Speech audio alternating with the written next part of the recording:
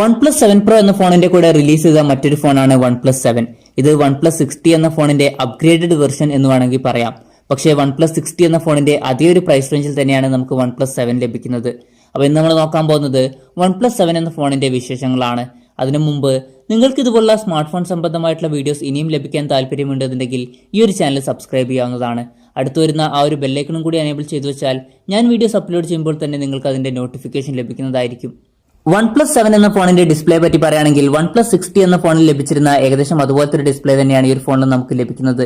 6.41 ഇഞ്ചിന്റെ optic AMOLED full HD+ display ആണ് ഈ ഒരു ഫോണിൽ നമുക്ക് ലഭിക്കുന്നത്. പിന്നെ ഈ ഒരു ഫോണിൽ നമുക്കൊരു നോച്ച് ലഭിക്കുന്നുണ്ട്. വാട്ടർ ഡ്രോപ്പ് നോച്ച് ഡിസൈനിൽ വരുന്ന ഒരു നോച്ചാണ് ഈ ഒരു ഫോണിൽ നമുക്ക് ലഭിക്കുന്നത്. പിന്നെ ഫ്രണ്ടിൽ നമുക്ക് ഗൊറില്ല ഗ്ലാസിന്റെ പ്രൊട്ടക്ഷൻ ലഭിക്കുന്നുണ്ട്.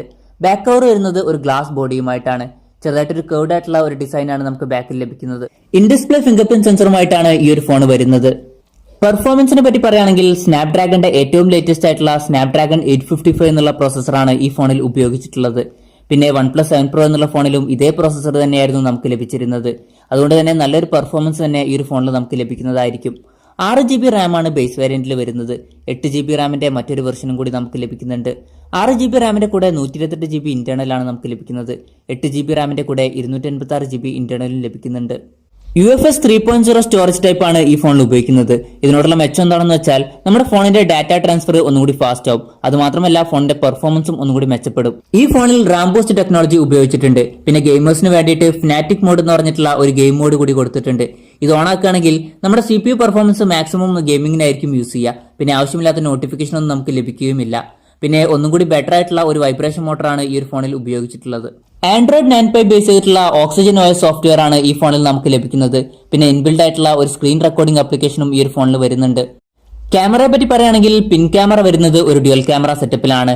48 മെഗാ പിക്സലിന്റെ f1.7 അപ്പേഴ്സിൽ വരുന്ന ഒരു മെയിൻ സെൻസറാണ് വരുന്നത്. സോണിയുടെ IMX586 എന്നുള്ള സെൻസറാണ് ഉപയോഗിച്ചിരിക്കുന്നത്.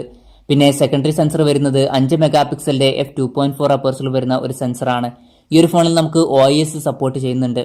ഫ്രണ്ട് ക്യാമറ വരുന്നത് 16 മെഗാ പിക്സലിന്റെ f2.0 അപ്പേഴ്സിൽ വരുന്ന ഒരു സിംഗിൾ സെൻസറാണ്. അത്യാവശ്യം നല്ലൊരു ക്യാമറ പെർഫോമൻസ് ഈ ഒരു ഫോണിൽ നമുക്ക് ലഭിക്കുന്നതായിരിക്കും.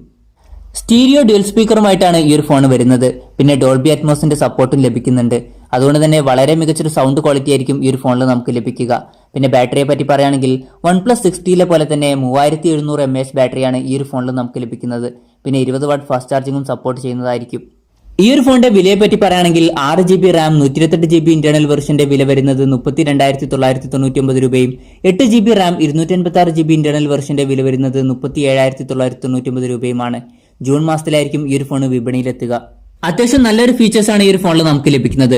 OnePlus 60 എന്നുള്ള ഫോണിനേക്കാളും കുറച്ചും കൂടി ബെറ്റർ ആയിട്ടുള്ള ഒരു പെർഫോമൻസും കുറച്ചും കൂടി ബെറ്റർ ആയിട്ടുള്ള ഒരു ക്യാമറ പെർഫോമൻസും ഈ ഒരു ഫോണിൽ നമുക്ക് ലഭിക്കും. അതും OnePlus 60 ഇതുവരെ ലഭിച്ചിരുന്ന അതേ ഒരു പ്രൈസ് റേഞ്ചിൽ തന്നെയാണ് ഈ ഒരു ഫോൺ വരുന്നത് എന്നുള്ളതാണ് എടുത്തു പറയേണ്ട കാര്യം.